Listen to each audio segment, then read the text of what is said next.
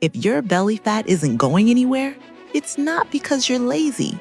It's because no one ever told you this. Fat loss happens in phases, and what you eat in each phase can either melt fat or make you store more. Most people are stuck in the wrong phase, eating the wrong foods and blaming themselves. In this lesson, I'll reveal the exact foods your body needs at each stage of fat loss so you could finally burn belly fat for good. Phase 1, the 2-week metabolic reset, is where you flip the switch on a sluggish system.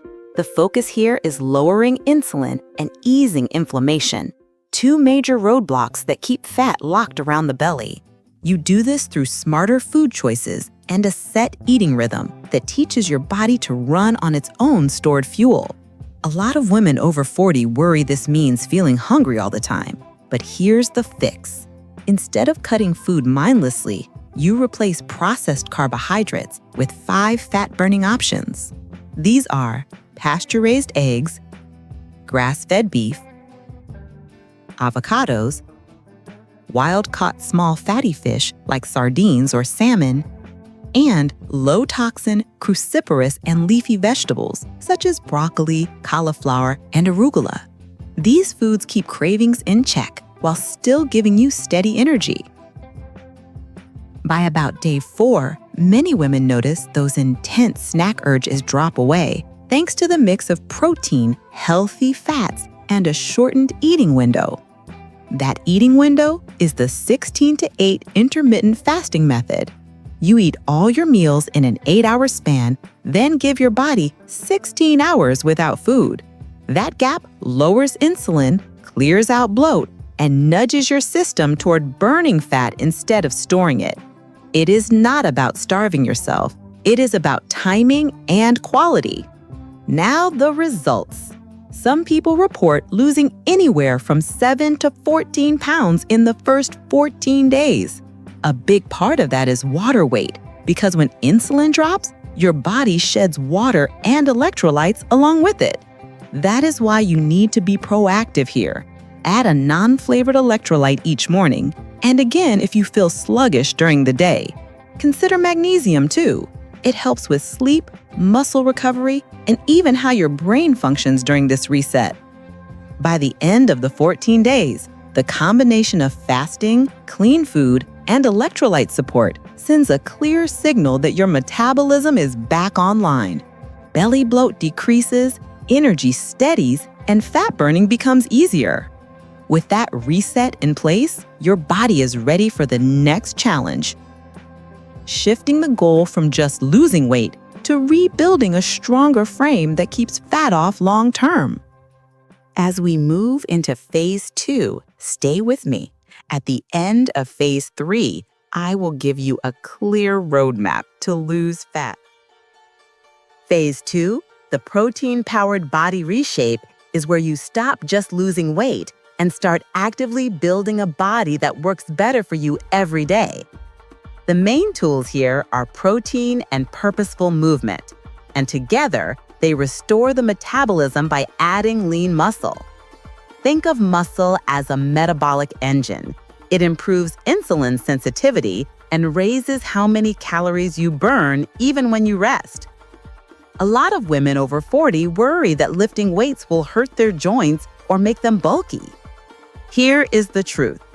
Functional, lean muscle is what you are building, not large muscle mass. Done right, strength work protects your joints and reshapes your frame without bulk. Your protein target is simple. Aim for 1 gram of protein per 1 pound of your ideal body weight each day. Even more important, spread it out evenly, about 30 to 40 grams of protein per meal to trigger muscle repair and growth. Animal-based sources like chicken, eggs, or fatty fish are your best bet. If you need support, essential amino acids can help, especially when calories are lower. This is not about chugging shakes all day, but fueling your meals so your body has what it needs to build. For movement, do 2 focused strength sessions per week. Keep them short, around 20 minutes each.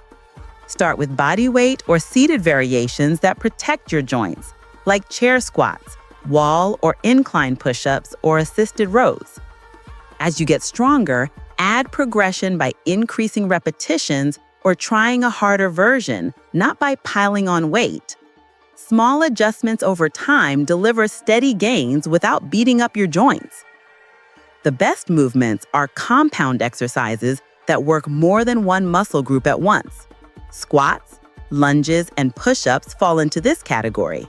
They torch more fat, strengthen multiple areas, and when modified, they are joint-friendly. Use a chair for squats to control depth, or kneel for push-ups. Those tweaks keep it safe while still effective. Daily movement also matters. Aim for about 7,000 steps each day, and if your body's ready, add sprint-style bursts. That can mean 2 20-second all-out sprints with 2 minutes of rest, repeated 3 times. If that feels too intense, swap for fast incline walking or short cycling intervals. Always match the effort to your fitness and joint comfort. This steady build of protein and strength reshapes your body while teaching it to burn energy more efficiently. And once that stronger base is in place, you're in the perfect position to move to the next level, where the focus shifts right down to the cellular level. Let's move on to phase 3. Stay with me until the end, and I will show you how to put all of this together. Phase 3, the 6 biohacks for stubborn fat, is where you bring in advanced tools that work on a deeper level. These biohacks support your mitochondria, the energy factories inside your cells, and help tackle the stubborn fat that often sticks around the hips and belly after 40. They are not complicated, but they do require consistency and a bit of progression. Cold exposure is the first. Keep water temperatures at 59 degrees Fahrenheit or lower and build up slowly. Start with about 15 seconds in a cold shower and add more time as you adapt. The goal is to create about 11 minutes of shivering total each week. That shiver response matters. It signals your body to activate processes that favor burning more fat, including shifting regular white fat into a beige form that is richer in mitochondria. Cold exposure may also boost dopamine and trigger heat shock proteins, all of which support energy and mood. Heat exposure works in the opposite way but reaches the same energy systems. Aim for about 90 minutes of sauna use per week. The practical way to do it is 3 sessions of 30 minutes. Heat stimulates heat shock proteins, helps blood vessels open through vasodilation, and improves how mitochondria perform. If you combine heat and cold in the same routine, finish with cold. And if you use cold around workouts, hit the plunge before you train rather than after, so your body adapts better to the stress. Grounding is the simplest of the 6. Spend 10 to 20 minutes each day barefoot on grass, sand, or soil. It may sound too small to matter, but this practice has been shown to calm inflammation and lower cortisol. Think of it like giving your system a free antioxidant boost while resetting your stress levels. The final 3 biohacks target daily habits. Take 2 tablespoons of apple cider vinegar, diluted in water about 30 minutes before your biggest meal, or use capsules if you prefer. Use a straw to protect your tooth enamel. After that meal, walk for 10 to 30 minutes to smooth out blood sugar swings. And avoid food for at least 5 hours before bed to give your body a clean recovery window. Now, here is the most important part. I will put all of this into a practical form that you can easily implement in your daily life. At the end of the video, if you enjoyed what you watched, please leave a comment and give it a like. This will help us reach more women and support them on their journey. Thank you. Integrating biohacks into daily life is less about overhauling your schedule and more about placing small, intentional steps where they fit best. When you line up these practices with routines you already have, they stop feeling like chores and start becoming automatic. Let's start with apple cider vinegar. The easiest way to make this work is to use 2 tablespoons diluted in a glass of water with a straw to protect your teeth. taken about 30 minutes before your largest meal. If the taste is a deal breaker, a capsule form is an effective option too. This practice takes less than a minute, yet it steadies digestion and helps your body manage fat and blood sugar more efficiently. Right after that meal, add a short walk. 10 to 30 minutes is the sweet spot. Do not overthink it. This does not need to be a workout. Take a slow stroll around the block, march in place while on a phone call, or use it as family time after dinner. Even light movement turns that food into energy instead of storing it. Then comes your eating cutoff. Stop food at least 5 hours before bed to allow deep, fat-burning sleep and stronger hormonal balance. For example, if your eating window ends around 4 in the afternoon and you go to bed by 9 or 10 at night, you are already meeting the target.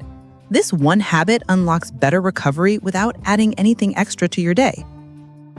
Start the morning with a non-flavored electrolyte drink to replace what is lost. In the evening, a magnesium supplement can calm your system, improve quality of sleep, and sharpen recovery. Grounding fits well here. 10 minutes barefoot on the lawn right after watering plants or walking the dog ties the practice to something you already do. Bundle small steps under anchors like mealtimes and bedtimes, and soon they run quietly in the background.